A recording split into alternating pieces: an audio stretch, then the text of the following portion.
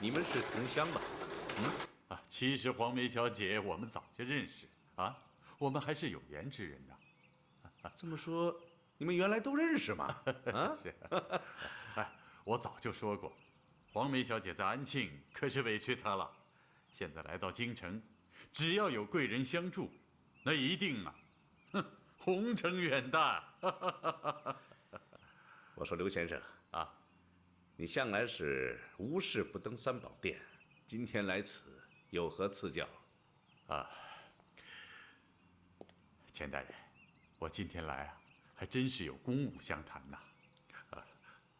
我看咱们是不是到书房去谈呐？也好啊，请。好。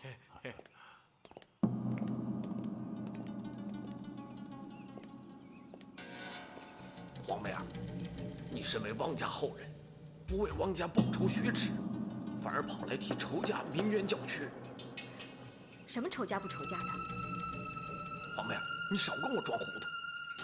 你的身世我已经调查得一清二楚，你就是汪家二小姐。当年你们家出事的原因，就是吴玉生的父亲向朝廷写了告密信，才害得你家破人亡的。我劝你一句，不要为仇家鸣冤叫屈。吴家当年害过你们汪家，这是他罪有应得。你不敢与我联手对付吴家，这也罢了。我理解你是吴家的儿媳妇儿，只要你不出手，吴家就死定了。这样既不是你害了他们家，又为你们汪家报了仇，这有什么不好？究竟是谁害了汪家，现在尚无定论。再说我是不是汪家的后人，也不能凭你红口白牙就能说定的。我是有证据的。退一万步说，就算是吴家害了汪家，这也是汪吴两家上一代的事情，跟你有什么关系？那既然这样，我们刘家与吴家的恩恩怨怨与你有什么关系啊？你为什么要插手此事？因为他是我的丈夫，这件事我一定要管。我把话给你挑明了，吴玉生涉嫌的是政府大案，底牌捏在我二叔手里，只要我二叔帮忙，就能把他给放了。你什么意思？这你还不明白？只要你答应嫁给我，我就把他给放了。当初你答应去谢杨柳，可是结果呢？哎呀，误会，天大的误会！我对你是真心的，我能做出伤害你的事情吗？你要不信，我可以对天起誓。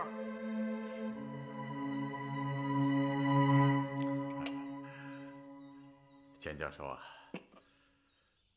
国政会的代表一致通过了一项决议，希望袁总统出任中华帝国的第一任皇帝。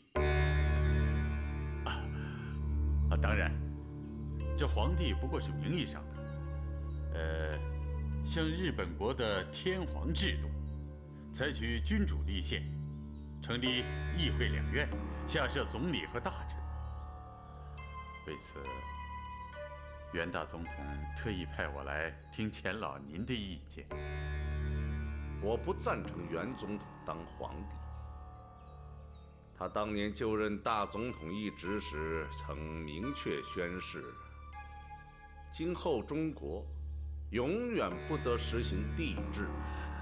钱大人，您不要误会，这中华帝制不同于满清皇帝呀。我反对任何人当皇帝。我之所以请辞副议长一职，就是反对当局解散国会。钱大人，如今中国是地大人多，一盘散沙呀。如果没有人出头统领国家，各行其政，那后果是不堪设想的。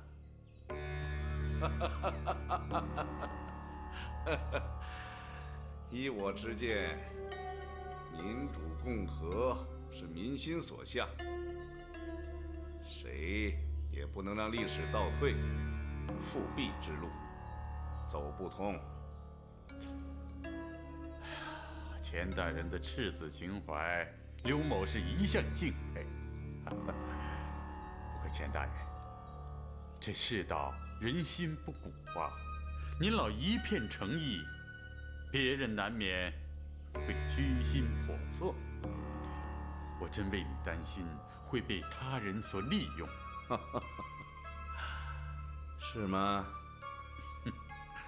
钱大人不要认为刘某的话危言耸听，就说你新认的那个干女儿吧，我看他认的这门亲就是项庄舞剑。此话怎讲？她的丈夫原本是司法部的职员，监守自盗，偷了部里的机密文件，兜售给了日本间谍。事情败露之后，被打入大牢。这闺女到北京来，我看她是自寻门路。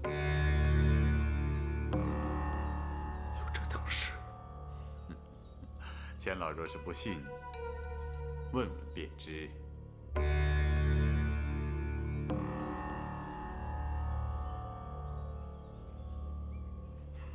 说1000道1万，就算我有意无意做过对不起你们家的事情，那也是出于对你的深情。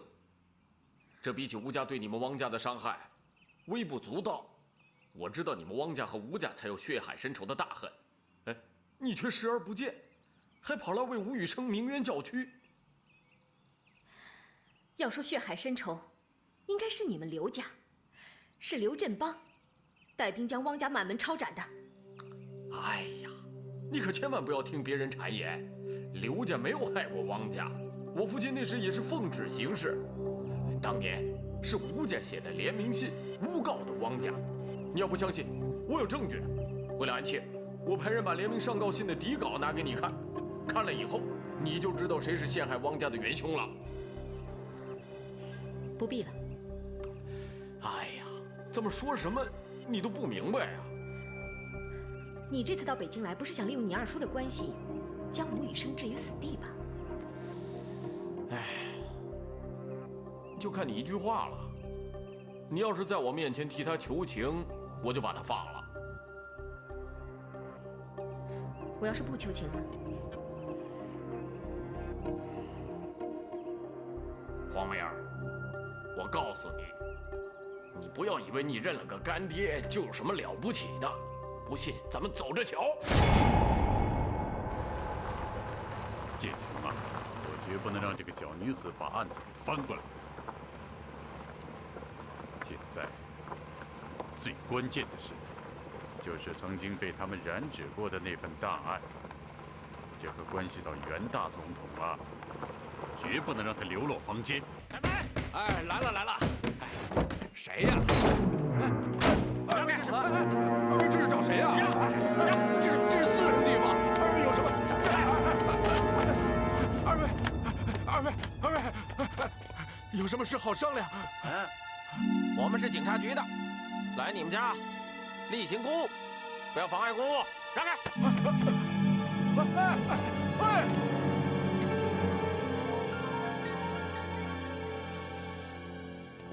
大人，老太太清楚了，吴宇生确实与司法部机要密解事件案有关。据说，此案有东洋人在背后指使。这怎么会呀？吴宇生的为人我广而闻之，宋先生在世的时候也对他倍加赞赏。他怎么会给东洋人当间谍呢？根据司法部的解释，吴宇生是想借东洋人之力来反对袁某的。这倒还能说得通。大人，您现在是反袁复辟的旗帜，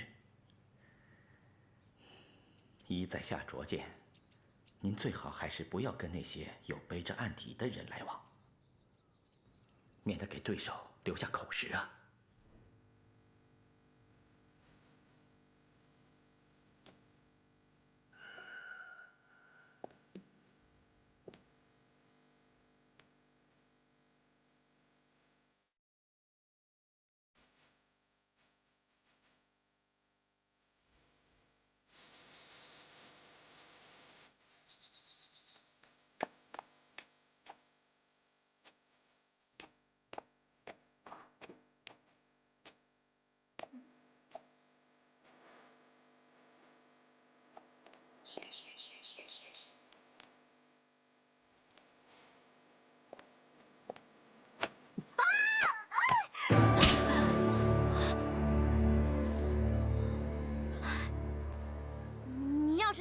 进一步，我要你好看。秋菊姑娘，你这是干什么？你把我陈巧菊当成什么人了？你以为帮我办件事儿，就敢这样欺负我吗？巧菊姑娘，我和你开玩笑的。以后，你最好别开这种玩笑，要不我就跟你翻脸了。巧菊姑娘，真的生气了？嗯。那我和你说一件事，你就不会生气了。什么事儿？你说。我呢有一个办法，可以帮你把吴少爷给救出来。嗯。什么办法？算了，还是不说了。你话说到一半，怎么又不说了你？你快说啊！你真想知道？嗯。你们吴家是不是有一幅叫《夜宴图》的古画？我不清楚，你怎么知道的？因为此画就在安庆，在安庆能买得起这件宝贝的，除了吴家就是刘家，逃不过第三家。那这跟救我们家少爷有什么关系吗？当然有关系了。刘老爷一向是爱画如命，一心想见识这幅画。倘若这幅画真的在你们吴家，我们正好借此请刘老爷帮忙，只要他肯出面，一切就好办了。是吗？官府说要5万块钱才能放少爷呢。你们不是拿不出钱吗？刘老爷要是帮忙，没有钱，吴少爷也能回家。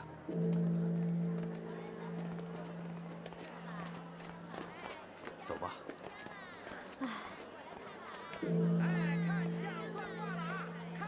很久都没有到这里来进香了。各位，算的不准，分文不取啊！哎呦，这位太太，来，我觉得您今天应该算一卦。要算就算准了啊！哎呦，要算的当然算准了，算的不准是分文不取。那就算算。来，请。哎呀，太太呀，您是测字啊，还是摇签呐？我还是摇签吧。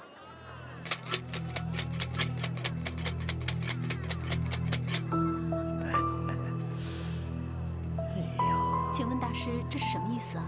这签上的梅花引现你烦恼人的性命，心空无烦恼，花落方结果，意思再清楚不过了。这惹是生非的人走了，家里才能免去烦恼，灾难才会结束。这是算卦啊，太太您别往心里去啊，信则灵，不信则不灵。多谢了。慢走，太太啊。你，哎呦，谢了啊！太太，连签上都这么说，一定是天意。看来只要有这戏子在，吴家难有太平啊。可是少爷喜欢他呀。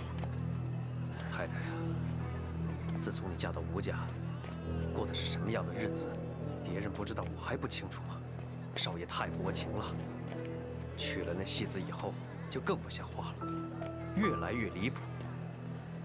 哎呀，您呐，太善良，也太懦弱。您不能为了这个家担一个虚名，一辈子为别人活呀。也许你说的不错，我该为自己活一回了。来，小心。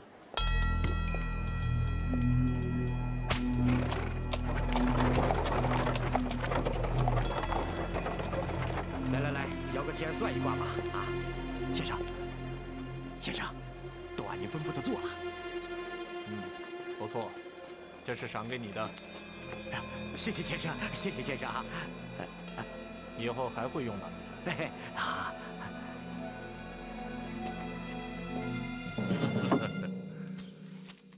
俊雄啊，你看看，这我可是让北京琉璃厂1比1的造假高手，根据吴秋桐的笔记模仿出来的。真是天衣无缝啊！二叔，这个也能仿啊？你太厉害了！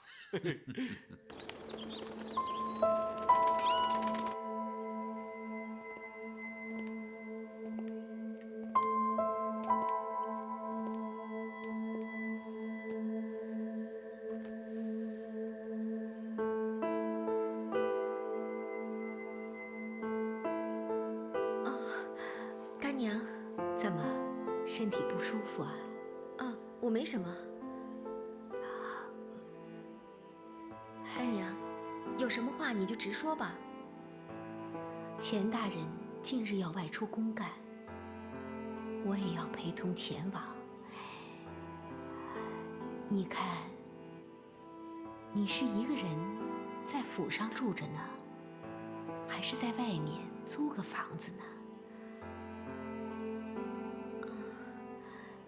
我丈夫在北京有住处的。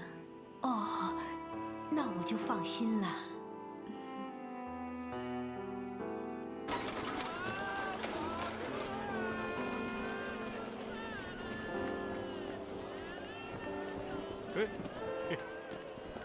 吴家的二太太被干爹撵出来了。你不要痴心梦想了，现在没有人会为一个日本奸细说话。就像钱老这种清流也是避之不及啊！你说谁是奸细？吴宇生啊，就是他。他从司法部盗窃文件，就是为了卖给日本人。我让你造谣！哎，你跟那个奸细是没有出路的。哎，黄梅儿，你可不要不识好人心。我这儿有封信，你看看。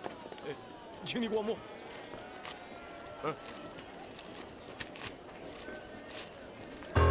你要看清楚，这当年向太后举报汪文谦学士的举报信，可是出自吴宇生的父亲之手。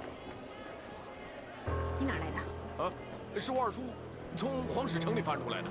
黄石城你听说过吧？就是前清放档案的地方。黄梅儿，我索性好人做到底，把这封信送给你。如果你不相信我刘某，把他带回安庆府。请老辈人详细鉴定，看看是不是吴宇生父亲的笔迹。吴秋桐是安庆府有名的大书法家。怎么样，黄梅儿？你打了我一个耳光，我送给你一个礼物。你可以看出我刘某现在是洗心革面，以德报怨吧？怎么样？你还不迷途知返啊？那又说明什么？这跟我有什么关系？再说我丈夫的事情我还忙不过来呢，以后这种事情不要来烦我。好，好，我会想办法证明你和汪家的关系的。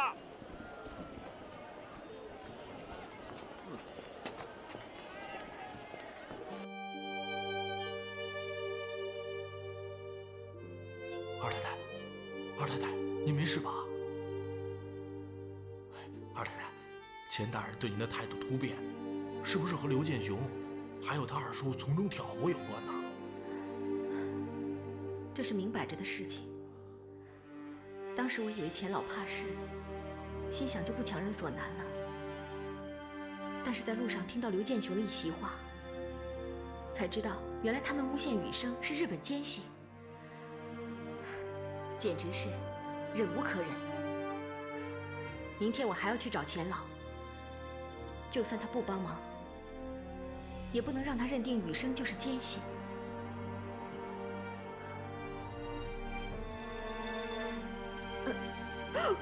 哎，二太太，二太太，您怎么了？二太太，您先休息一会儿，您坐，我就给您请郎中。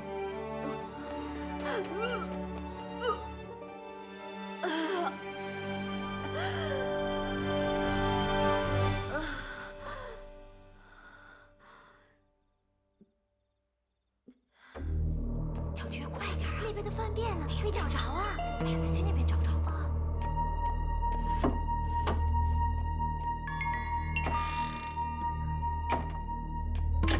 怎么样？啊？太太，奇怪呀！哎，这边。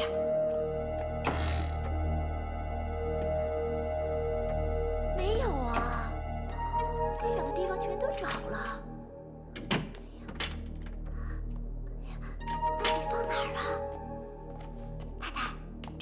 宝贝呀？怎么藏得那么严实啊？也许吴家根本就没有这幅画。咱们吴家富甲安庆，不在吴家能在哪儿啊？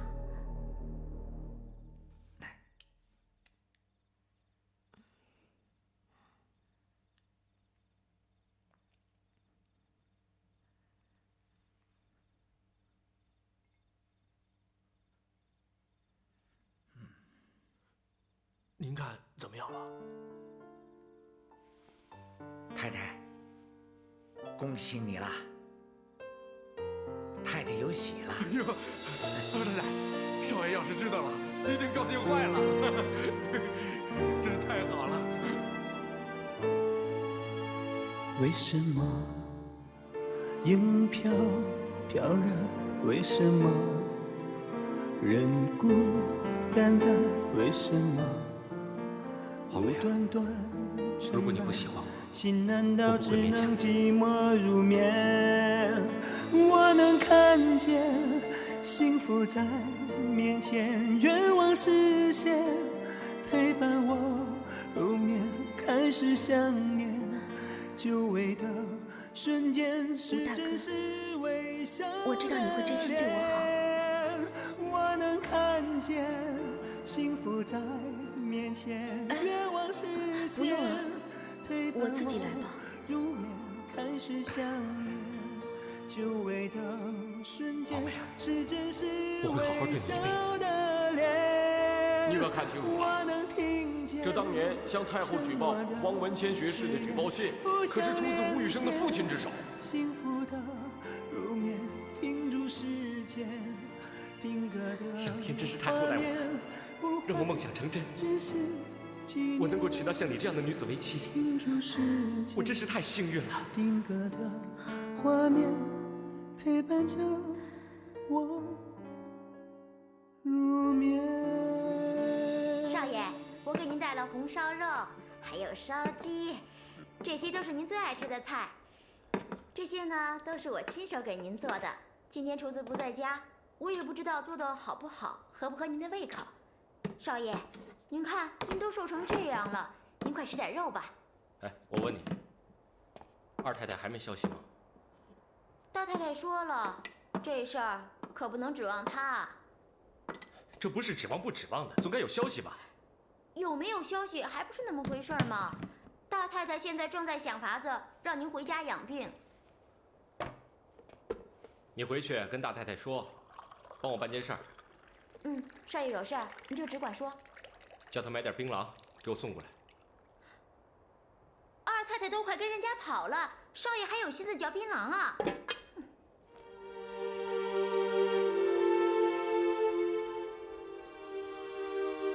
哎，我问你，上次你说二太太在外面有外心，你有证据吗？当然有了。去北京之前，他就瞒着太太跑到那鸿宾楼去找刘建雄，两个人在那儿叽里呱啦的聊了好半天呢。谁知道他们在搞什么鬼啊？那是我叫他去的。啊，我叫二太太帮我传个信儿，还要敲锣打鼓啊。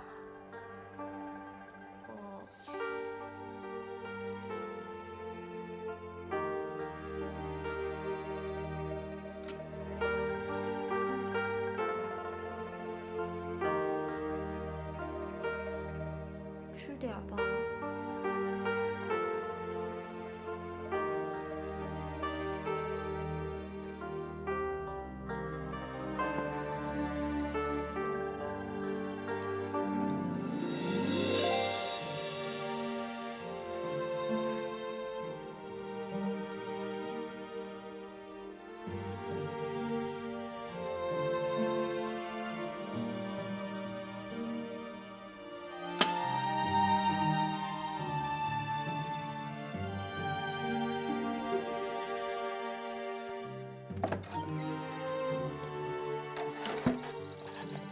二太太，您要出去啊？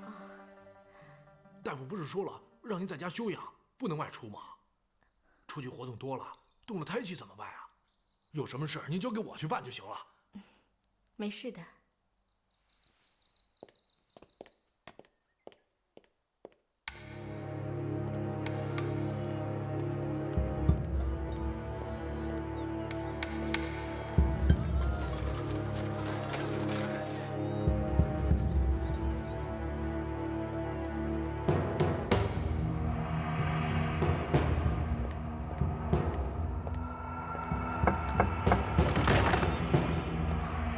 找一下钱老爷。老爷夫人出去了，吩咐了，闭门谢客。哎，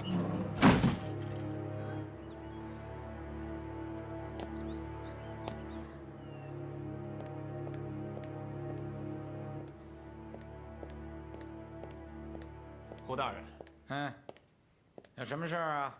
少爷特意让我来问候大人，说他在北京很想念大人。免了，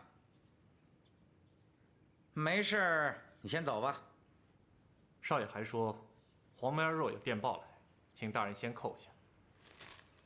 按这个底稿，先改上一遍。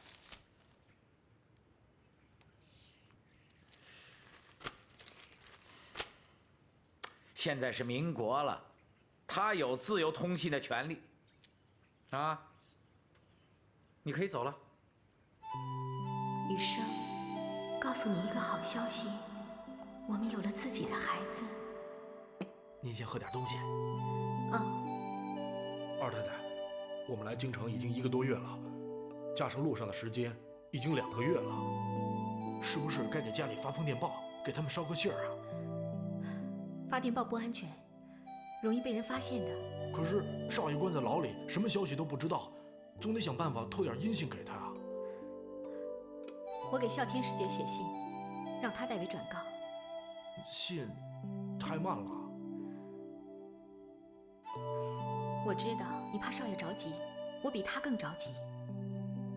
这些日子，钱老一直避而不见，一旦见到他，我会想办法让他救少爷的。要不你去发封电报给家里，说我们已平安到达，一切顺利，其他的什么也不要说。哎。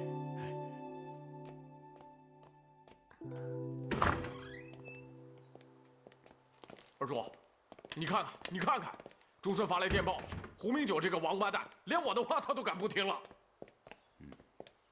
你看看。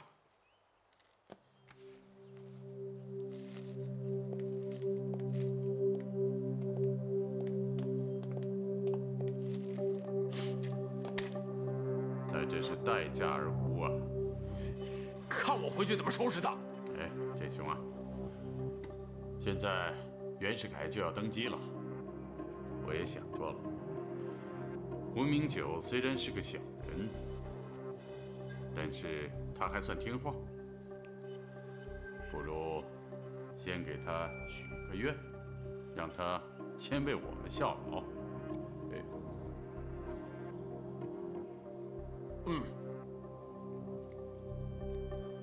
胡大人，你可看清楚了，这是我们家舒老爷写给老爷的电报。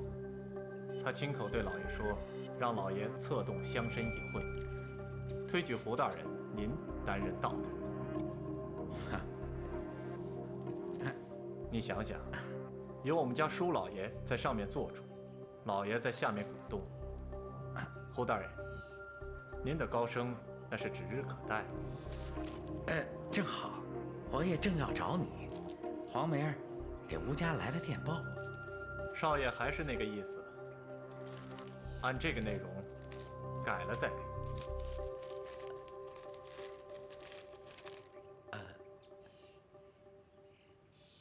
我这就去通知电报局。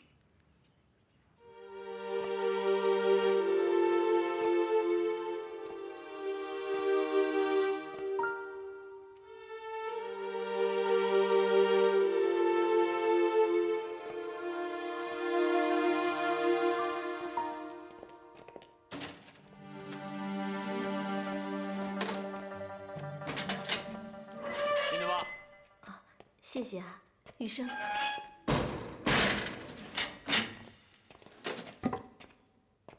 你怎么才来啊？你要的槟榔在安庆是冷门货，我特意让人去了趟武汉，总算搞到了。辛苦你了。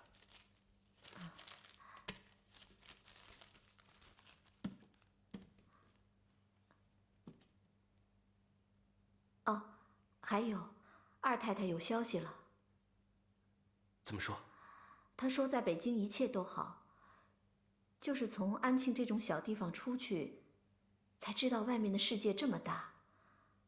说，就是开支大了一些，他现在住在六国饭店，一天要开销上百块。他还说，他在北京相中了一个院子。胡说八道！你看电报。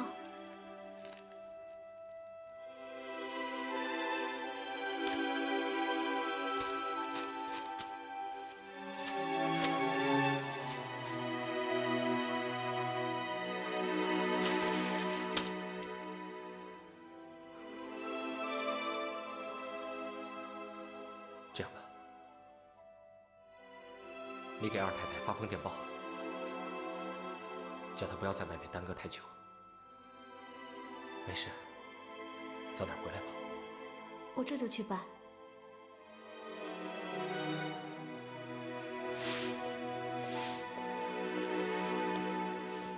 哎呦，你怎么又来了？不是说过老爷不在吗？什么时候回来我也不知道，你等过几天再来吧。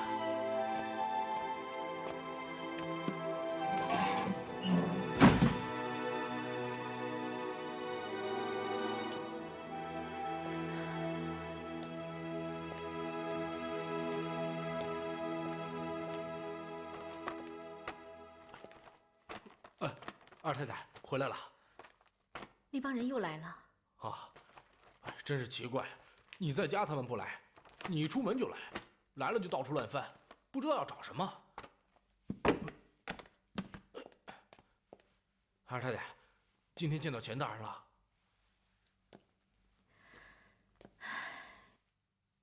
还是闭门羹。那该怎么办啊？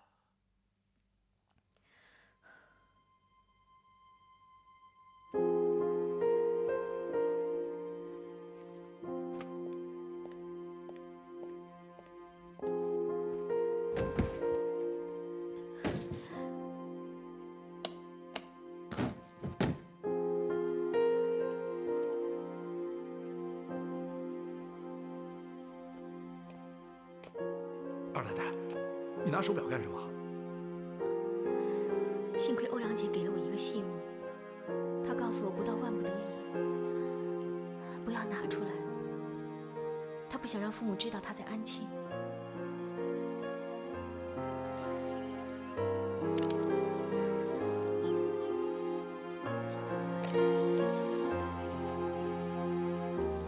老爷，老爷，快看，封着，上面还有字呢。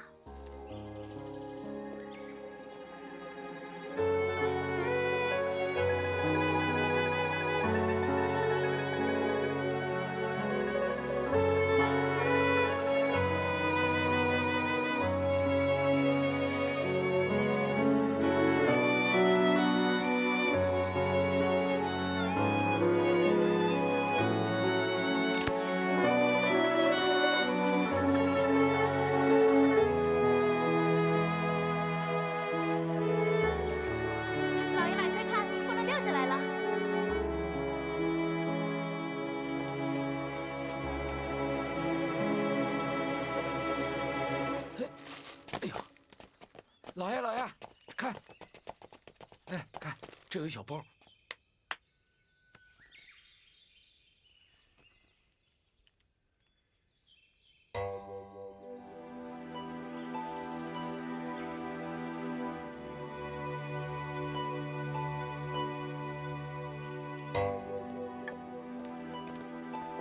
夫人，夫人，夫人，你看这块表。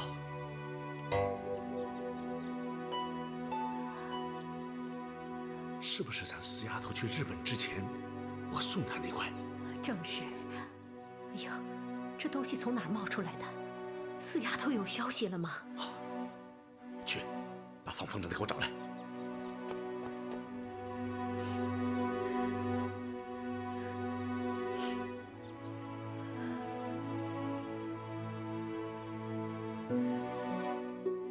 哎，这个刘安邦说我是性情中人，很容易受人利用，果然没说错，我竟然中了他的离间之计，差点冤枉了余生这样的大好青年。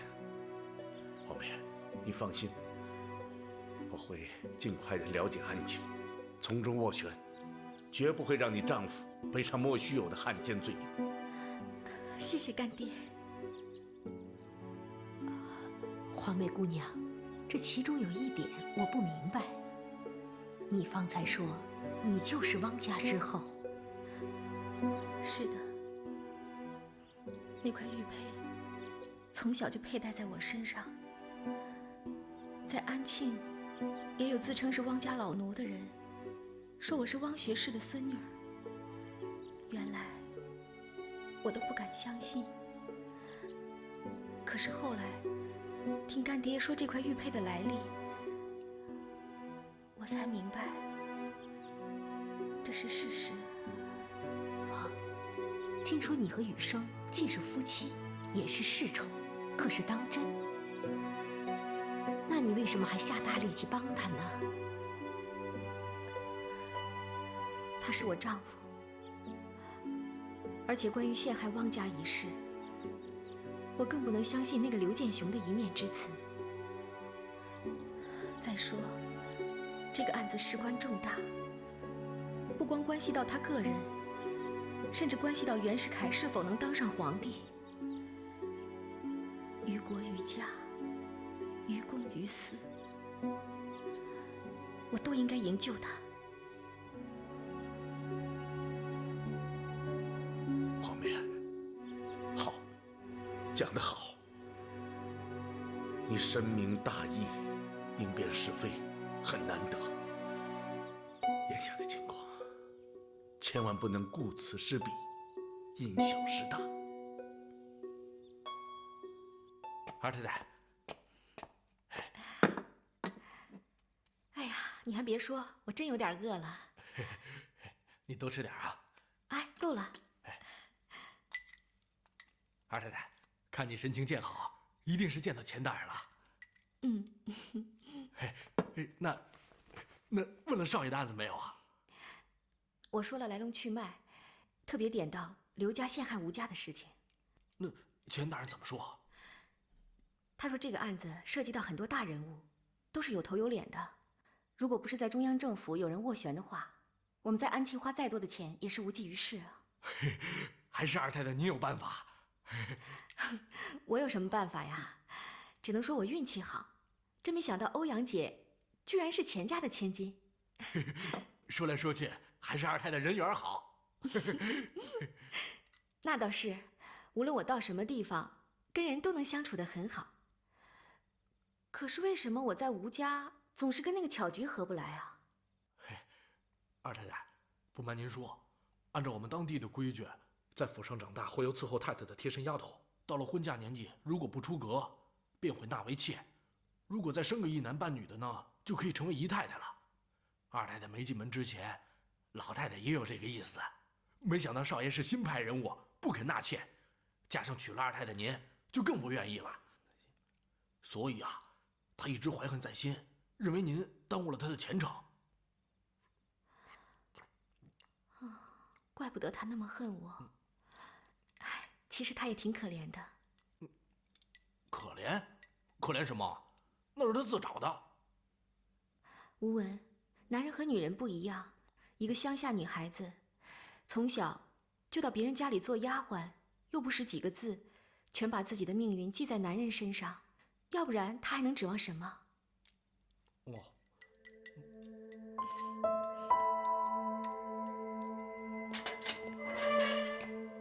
进去吧。少爷，我给你带好吃的了。二太太有消息吗？来电报了，不过不是给少爷的，是给李掌柜的。这电报上说，好像是问李掌柜安庆房子的情况，说是在北京置宅子，值不值？把电报给我看看，快！